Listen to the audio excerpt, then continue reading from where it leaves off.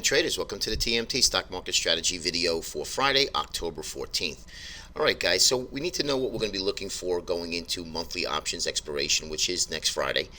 We did have a sell-off early in the morning yesterday based on China's trade numbers, and they were pretty dismal. Import-export numbers were really horrible. Second world's largest economy starting to falter is not good. It's not a good sign for other economies, obviously, such as the United States, when they buy a lot of our goods, crude oil, a lot of our commodities, not good at all. And last night we had China's inflation data came out, which was better than expected, and all of a sudden now the futures are up $12. So this is what we're dealing with, and this is why I say if you're really taking positions, you have to be careful. I mean, we're down one day 20-30 points in the S&P, and now we're up 10.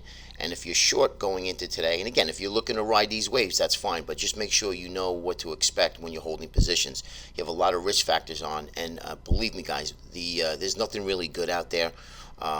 And however you want to call it, a conspiracy theory, whatever, there's not a question in my mind that the Federal Reserve, the government, around the world, actually props up their markets, not question. You could see it in the in price action when you get to a critical level. All of a sudden somebody comes in and buys futures.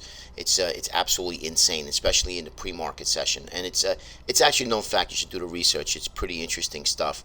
But nonetheless, you're not going to have a major sell-off when you have several weeks, just about, well, maybe 3 weeks actually, for the next election, presidential election here in the United States. So you're going to get this fluctuation. But nonetheless, markets are deteriorating. The TMT trading model is on a full sell signal. And I'm just showing you one here, which is the advanced decline with volume, the NYUD. You could see here that we're starting to break down from this symmetrical triangle here that we put, that pennant formation, if you will, and we're below zero. So this is not a good sign. Markets, and this is just one of many that are in my trading model. All right, so let's go right into gold. A lot of people are asking about gold. I'm just going to make a quick comment on oil. We have that November meeting coming up in OPEC in Istanbul, Turkey, and we had a big build in the API number. I mentioned that yesterday. Then we had a confirmed build, which is even bigger in the DOE number, and all of a sudden the markets rallied the crude oil. So that's telling me that you got to be careful, because we're close to a near-term, short-term top. I would not buy oil here at all. I would wait for a pullback if you're looking to buy oil, because when you have this erratic behavior stuff, like for instance last week, the prior week, when we had a draw, the markets rallied over $1 in the after-hour session. Now that we have a build, they still rallied them. So that's what I say when you have good news is good news, and bad news is still good news. It's just, all it is now is just forensic buying and algorithms running the show.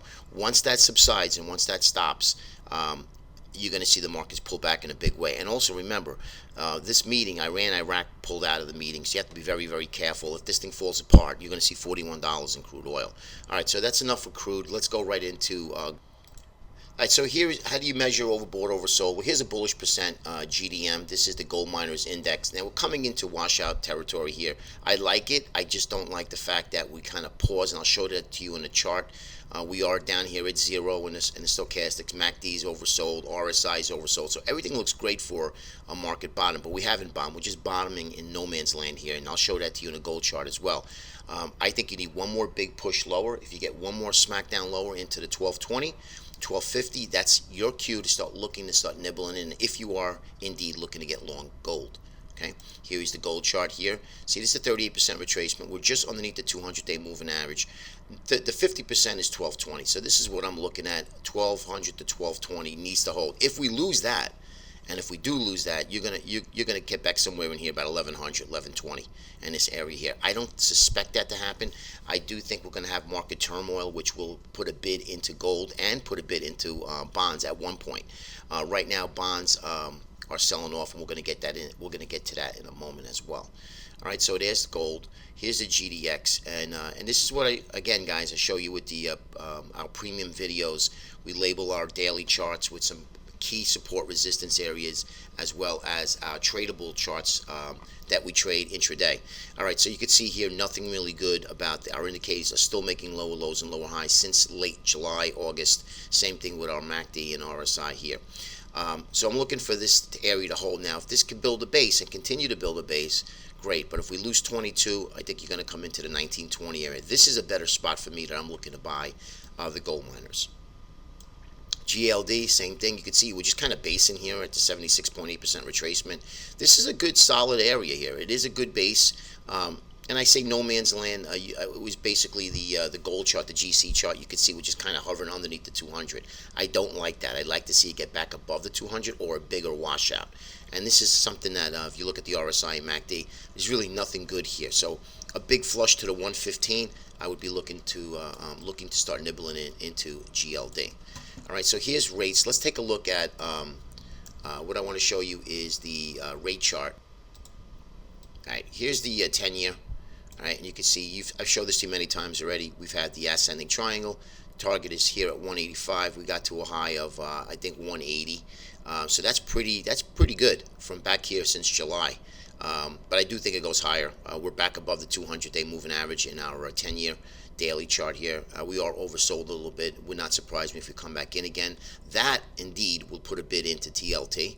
All right, which I like. And if we can get a bid into TLT and move right back up into here, see that gap area? We had a gap down here. We filled the gap on the way back up again. So if we can get into that zone area, that would be a great target. 137, 136, 137, even 138.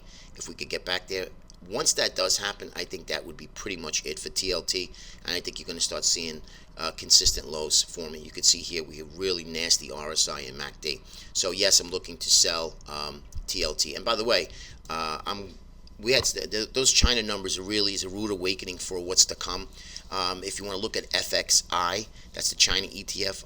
Any rallies in that, I would start looking to probably build a position into as well. But again, that's just me. Spiders Daily, let's take a look at that. We have that pennant formation we broke down. We have this big bearish rising wedge, which we did break down, but we closed back above it. So it was negated for now, but the wedge still stands, guys. And you could see here, even though we're up, let's say 9 handles in the ES in the pre-market, it does not entice me at all to get long with this market. Now, I'll get long for a day trade, sure. But if you're looking to build a position long down here, I would not do so. I think the market, when any candidate gets in at one point, is going to flush. Next is going to be the 60-minute. And again, just wanted to show you our premium video subscribers, what they get. That's a 60-minute. We also do a 15-minute as well with some precise support resistance areas. Here's the 212.50 that I said needed to break. It did break. We got close to our 210 print. I think we went as low as 211.33, so not bad, but we still need to hold. I want to get to that 210 and then reevaluate it. But you can see here, 60-minute, really looking pretty nasty here on our RSI and MACD as well. All right, transports recovered pretty nicely here. Again, held that top area. It's going to need to break this area and hold for a couple of days before we get any bullish outside resolution here. IWM, same thing. We broke down from our pennant. We got close to that support again. As you can see, we did that here. Pretty much close to government work, but we need to break down below. Target's going to be the 119, and then we would reevaluate. You can see you could see here, guys. There's no reason to be extremely bullish here. Now, monthly expiration is next week, so we do get a bullish. We usually get some sort of a low today, maybe Monday, and then we chop around. But usually it has a bullish bias to the week, just to let you guys know on our historical standards. All right, and then Qs, same thing here. Holding now firmly right on to the lower end of the TMT proprietary price channel. So we need to really break that and really start to get going to really get our first target of 38% retracement. All right, guys, I hope that's it. Hope you like the videos. Any comments, please send the comments to support. And I hope you enjoy your weekend, and we'll see you on Monday.